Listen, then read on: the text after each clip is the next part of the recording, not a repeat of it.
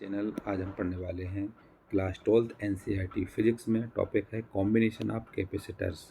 Capacitors का combination के बारे में। तो कैपेसिटर्स का कॉम्बिनेशन एक सीरीज होता है, एक पैरेलल होता है। सबसे पहले हम पढ़ेंगे कैपेसिटर्स इन सीरीज के फॉर्म में। So figure shows capacitors C1 and C2 combined in series. एक डायग्राम दिया हुआ है जिसमें C1 और C2 सीरीज के फॉर्म में है। So the left plate of C1 and the right plate is C2 are connected to two terminals of a battery and have charges Q and minus Q respectively. If it then follows that the right plate of C1 has charge minus Q and the left plate of C2 has charge plus Q. If this was not so, the net charge on each capacitor would not be zero. This would result in an electric field in the conductor connecting C1 and C2. Charge would flow until the net charge on the both C1 and C2 is zero and there is no electric field in the conductor connecting C1 and C2.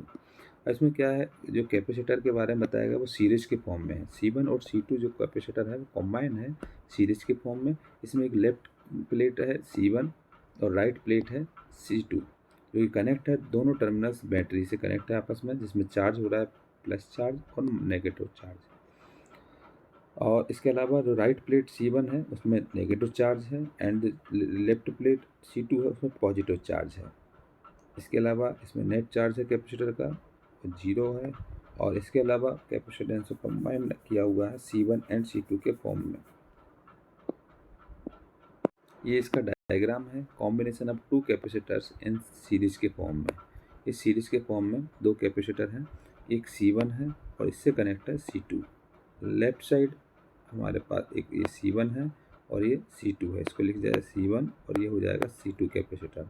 दोनों को आपस में connect किया हुआ और battery से connect कर किया हुआ है।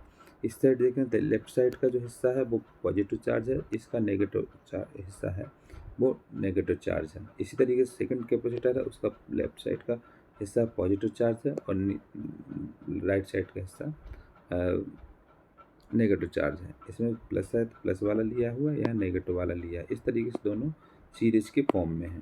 So the potential drop V across the combination of the sum of the potential drops V1 and V2 across C1 and C2 respectively। so क्या हो जाएगा, V इक्वल टू हो जाएगा V1 प्लस V2, क्योंकि V का formula होता है Q upon C के फॉर्म में। V इक्वल टू होता है Q upon C, charge upon capacitance के फॉर्म में। इसमें 1 के लिए लेंगे तो Q अपॉन C1, 2 के लिए लेंगे तो Q upon C2। Q common लेंगे और यहाँ लिख देंगे V अपॉन Q, V के डिवाइड में ले लेंगे और ये हो जाएगा 1 upon C1 plus 1 upon C2।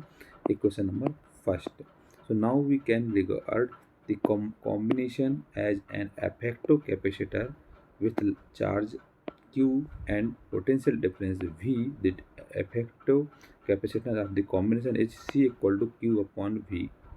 We compare equation 1 and 2, we obtain 1 upon C equal to हो जाएगा 1 upon C1 plus 1 upon C2.